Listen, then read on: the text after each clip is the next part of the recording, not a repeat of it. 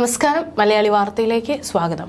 പിണറായി സർക്കാരിന്റെ സ്തുതി പാഠകരുടെ കൂട്ടത്തിലായിരുന്നു SNDP യോഗം ജനറൽ സെക്രട്ടറി വെള്ളാപ്പള്ളി നടേശന്റെ സ്ഥാനം ഇതുവരെ. വെള്ളാപ്പള്ളിക്കെതിരെ വിജിലൻസ് കേസ് അടക്കം നിലനിൽക്കുന്ന പശ്ചാത്തലത്തിൽ കൂടിയാണ് വെള്ളാപ്പള്ളി സംസ്ഥാന സർക്കാരിനെ പിന്തുണച്ചു പോന്നത്. എന്നാൽ അടുത്തിടെ വെള്ളാപ്പള്ളിക്ക് വിജിലൻസ് കേസിൽ ക്ലീൻ ചിറ്റ് കിട്ടി.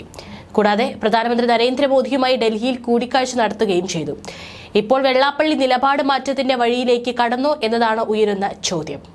രണ്ടാം പിണറായി സർക്കാർ പോരെന്ന് തുറന്നു പറഞ്ഞ SNDP യോഗം ജനറൽ സെക്രട്ടറി വെള്ളാപ്പള്ളി നടേശൻ വീണ്ടും രംഗത്തെത്തി. കിറ്റും പെൻഷനുമാണ് ഒന്നാം സർക്കാരിനെ ജയിപ്പിച്ചത്. നിലവിൽ പെൻഷൻ കൊടുക്കാൻ പോലും സർക്കാരിന്റെ കയ്യിൽ കാശില്ലെന്ന് വെള്ളാപ്പള്ളി നടേശൻ വിമർശിച്ചു. പ്രതിപക്ഷത്തിന്റെ കഴിവില്ലായ്മയാണ് ഈ സർക്കാരിന്റെ നേട്ടം. ഒരു ചുക്കും ചെയ്യാൻ പ്രതിപക്ഷത്തിന് കഴിയുന്നില്ല. VD സതീശൻ പ്രതീക്ഷയ്ക്കൊത്ത് ഉയരുന്നില്ലെന്നും ചെന്നിത്തല മാന്യനായിരുന്നെന്നും വെള്ളാപ്പള്ളി പ്രതികരിച്ചു. കരിമണൽ കർത്തയുടെ കമ്പനിയുമായി മുഖ്യമന്ത്രിയുടെ മകളുടെ കമ്പനിക്ക് ഇടപാടുള്ളത് നേരത്തെ അറിയാമായിരുന്നുവെന്നും വെള്ളാപ്പള്ളി നടേശൻ പറയുന്നു. കമ്പ്യൂട്ടർ സേവനം നൽകുന്നുണ്ടെന്നാണ് കർത്ത തന്നോട് പറഞ്ഞത്. പിണറായി വിജയന്റെ മകൾ തെറ്റ് ചെയ്തെങ്കിൽ അന്വേഷണത്തിൽ പുറത്തു വരട്ടെ എന്നും വെള്ളാപ്പള്ളി നടേശൻ മാധ്യമങ്ങളോട് അഭിമുഖത്തിൽ പറഞ്ഞു. അതേസമയം വെള്ളാപ്പള്ളിയുടെ നിലപാട് മാറ്റം CPM-ഉം കോൺഗ്രസും ഒരുപോലെ ആശങ്കയോടെയാണ് കാണുന്നത്. ലോക്സഭാ തെരഞ്ഞെടുപ്പിൽ കേരളത്തിലെ ഈഴവ വോട്ടുകൾ ഉറപ്പിക്കാൻ BJP കേന്ദ്ര നേതൃത്വം നേരിട്ട് കളത്തിലുണ്ട്. SNDP യോഗം ജനറൽ സെക്രട്ടറി വെള്ളാപ്പള്ളി നടേശനുമായി പ്രധാനമന്ത്രി നരേന്ദ്രമോദി നടത്തിയ കൂടിക്കാഴ്ച സമുദായത്തിന്റെ പിന്തുണ ലക്ഷ്യമിട്ടിട്ടുള്ളതായിരുന്നു.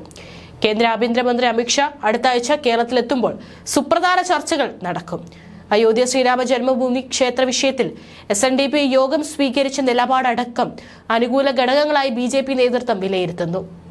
LDFന്റെ കരുത്തായ ഈഴവ വോട്ട് ബാങ്കിനെ ഒപ്പം നിർത്താൻ ലക്ഷ്യമിട്ടുള്ള നീക്കത്തിലാണ് BJP. കേന്ദ്രമന്ത്രി V മുരളീധരൻ മത്സരിക്കാൻ ഒരുങ്ങുന്ന ആറ്റിങ്ങലിലും നടൻ സുരേഷ് ഗോപി മത്സരിക്കുമെന്ന് ഉറപ്പായ തൃശൂരും ഇതിൽ നിർണായകമാണ്. തുഷാർ വെള്ളാപ്പള്ളിയുടെ മകളുടെ ഡൽഹിയിലെ വിവാഹ സൽക്കാരത്തിൽ പ്രധാനമന്ത്രി നരേന്ദ്രമോദി BJPയുടെ മുതിർന്ന നേതാക്കളും പങ്കെടുത്തിരുന്നു. ചടങ്ങിനിടെ വെള്ളാപ്പള്ളി നടേശനെ മോദി തന്നെ ഔദ്യോഗിക വസതിയിലേക്കും ക്ഷണിച്ചു. ക്ഷണം സ്വീകരിച്ച് വെള്ളാപ്പള്ളി നടേശൻ മോദിയുമായി കൂടിക്കാഴ്ച നടത്തുകയും ചെയ്തു. സൗഹൃദ സന്ദർശനമാണെന്ന് SNDP യോഗം പറയുമ്പോഴും പൊതുരാഷ്ട്രീയ സാഹചര്യം കൂടിക്കാഴ്ചയിൽ ഉയർന്നു വന്നതായാണ് സൂചന. BDJS രൂപീകരിച്ച ശേഷം നടന്ന ആദ്യ തെരഞ്ഞെടുപ്പിൽ സാമുദായികമായി വലിയ പിന്തുണ നേടാൻ കഴിഞ്ഞെങ്കിലും പിന്നീട് സാധിച്ചില്ല. വയനാട്, മാവേലിക്കര, ആലത്തൂർ, ഇടുക്കി സീറ്റുകളാണ് 2019 ലോക്സഭാ തെരഞ്ഞെടുപ്പിൽ BDJS മത്സരിച്ചത്. ഇത്തവണ 5 സീറ്റ് BDJS ആവശ്യപ്പെട്ടേക്കും. വയനാട് BJP ഏറ്റെടുത്ത കോട്ടയവും ആലപ്പുഴയും BDJS നൽകിയേക്കും. തുഷാർ വെള്ളാപ്പള്ളി കോട്ടയത്ത് മത്സരിച്ചേക്കും. ചൊവ്വാഴ്ച കേന്ദ്ര ആഭ്യന്തരമന്ത്രി അമിത്ഷാ കേരളത്തിലെത്തുമ്പോൾ നിർണായക ചർച്ചകൾ നടക്കും. ക്രിസ്ത്യൻ വോട്ടുകൾക്ക് പുറമെ ഇഴവ, നായർ വോട്ടുകളും കോട്ടയത്ത് നിർണായകമാണ്. ഹൈന്ദവ വിഭാഗത്തിന് മേൽക്കൈയുള്ള മണ്ഡലത്തിൽ നായർ, ഈഴവ സമുദായങ്ങളിൽ നിന്ന് വർഷങ്ങളായി ഒരാളെ പോലും സ്ഥാനാർത്ഥിയായി പരിഗണിക്കാത്തതിൽ ഇരു സമുദായങ്ങൾക്കും അതൃപ്തിയുണ്ട്. SNDP യോഗത്തിന് ശക്തമായ വേരുകളുള്ള മണ്ഡലം കൂടിയാണ് കോട്ടയം. ഇതാണ് തുഷാറിന് അനുകൂലമാകുന്ന ഘടകങ്ങൾ.